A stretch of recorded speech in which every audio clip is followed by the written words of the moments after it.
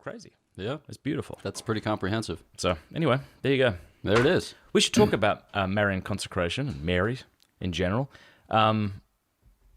Because obviously I think, people see this. We have some Protestant listeners and viewers, and Sure. we address this in the intro, but it can make people a little nervous talking about Marian consecration. Yeah.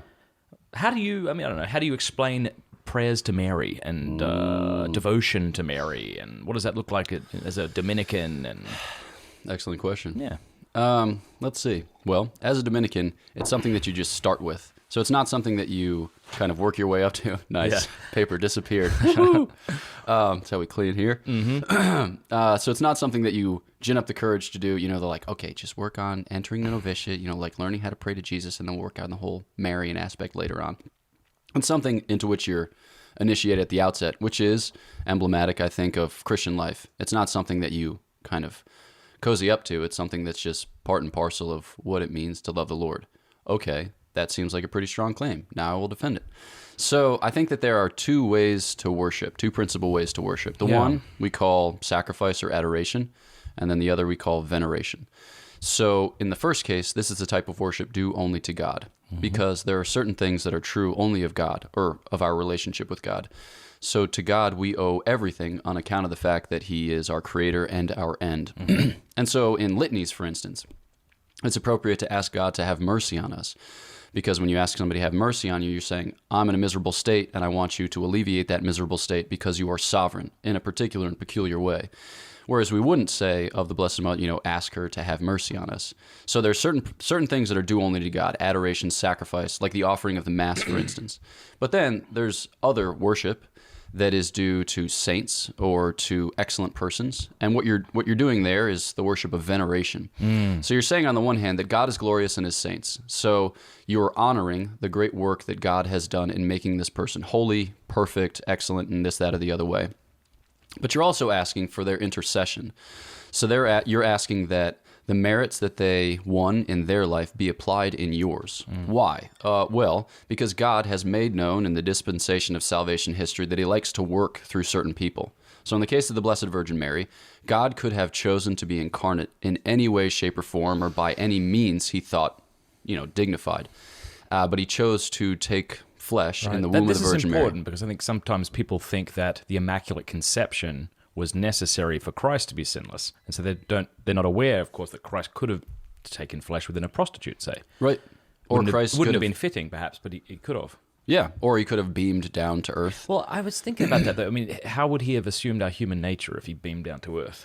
There'd be problems there, wouldn't there? I think there'd be problems for our imagination, but not necessarily for the possibility of it. Okay. So I think if you just kind of take it at face value, is it possible for God, the second person of the Holy Trinity, to assume human nature? We know by virtue of the fact that he did that it is. Yeah. So what's then the mechanism? Well, ordinarily, one takes or assumes a human nature in the womb of his mother, but already we're seeing things that are weird with this one on account of the fact that he doesn't have, there's no contribution from an earthly father. Yeah. So he's able to tinker with the rules a little bit. So we can probably at least admit the possibility that he didn't even need the mother.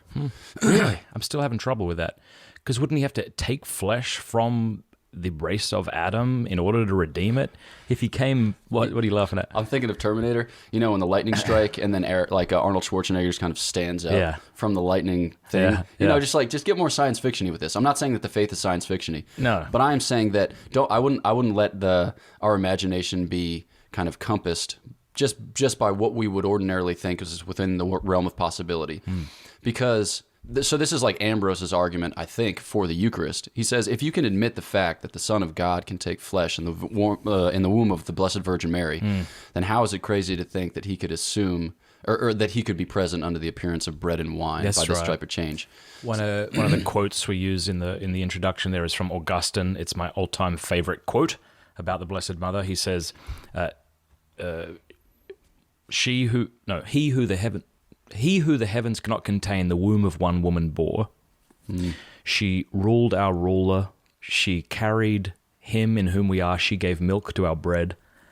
But it's a great point. Like when you stop and think about the incarnation, the Eucharist, it's certainly doable. Yeah, so I don't know exactly what I would say would be the means, the instrument whereby he would come. Lightning strike, Arnold Schwarzenegger style. I'm still having a problem with that. Beaming down from the heavenly mothership. Because, wouldn't he have to assume how can you assume human nature independently of a human? I mean, he at least assumed it through the Blessed Mother. If he just rose up from the dirt like Adam is said to have. I can't see how.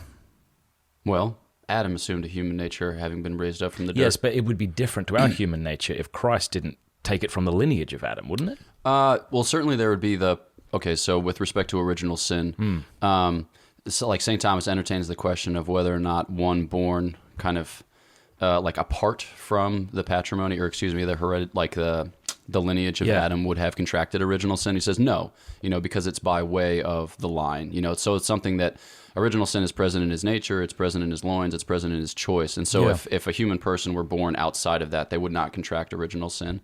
So there's a fittingness, there's a connection between the fact that Mary is a daughter of Eve and that Christ assumes it, but then, breaks the pattern of original sin. So there's all of these things that I would say are by way of fittingness, but they're not by way of strict necessity. Fair enough. So, and then, you use some language here that I think some Catholics will find a little different, initially problematic. Because I find that as we try to explain to Protestants our relationship with Mary, we'll say something like, we don't pray to the saints, we ask for their intercession. And I feel like I don't like when we do that, because it begins to kind of erode what's actually happening when you change your language around something. Yeah. But then another thing I don't think many Catholics would say is worship, right? And so you're using worship in a specific sense. And so I think Catholics are like, no, gosh, we don't worship Mary. We don't attribute divinity to Mary. We pray to her, But so...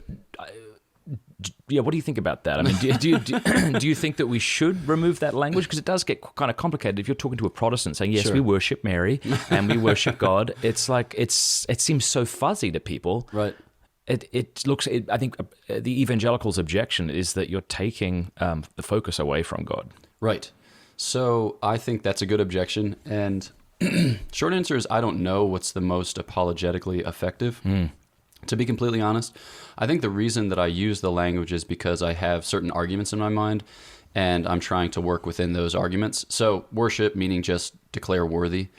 Something that's often cited is in the Anglican, or the old form of the Anglican exchange of wedding vows, that you would say, I thee worship with my body. So it's I declare thee worthy, basically of myself or of my honor.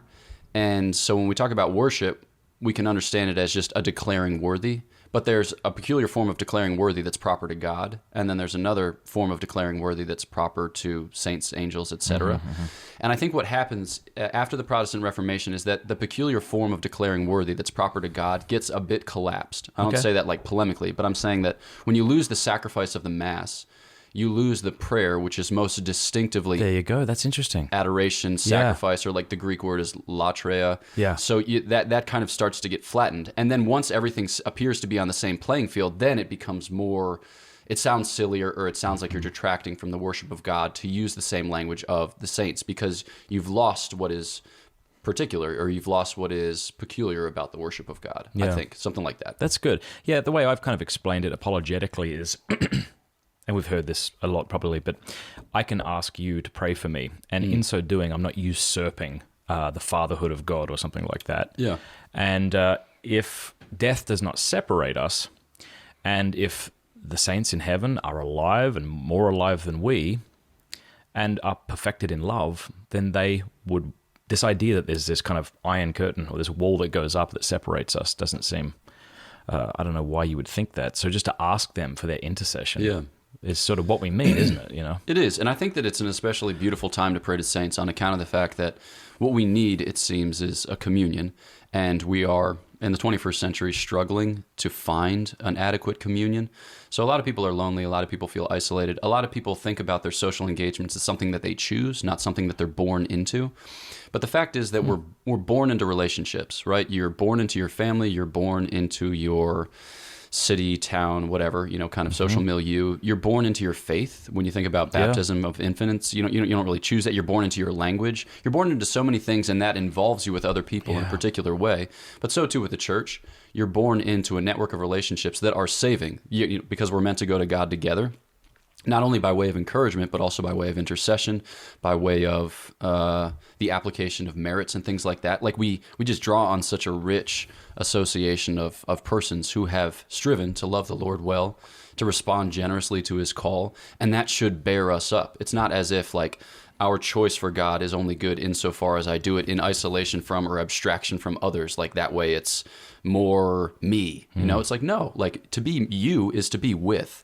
To be you is to be mutually entailed in these relationships. And so God shows in salvation history that he likes to accomplish his ends by drawing people together, specifically through saints, angels, etc. And your salvation is part of that larger story. And so when he applies it in you, when he works it out in you, it should assume a similar shape. So yeah. Yeah, that's really good. Hey, if you enjoyed that clip, you will absolutely love the full interview, so click right there to enjoy the whole thing. Also, a big thanks to these groups who made that interview possible. Learn more in the show notes below about these guys. They're absolutely incredible and honored to have them as sponsors. Oh, and also, if you haven't subscribed yet, click subscribe and then that bell button. That way YouTube will be forced to let you know when we put out more content.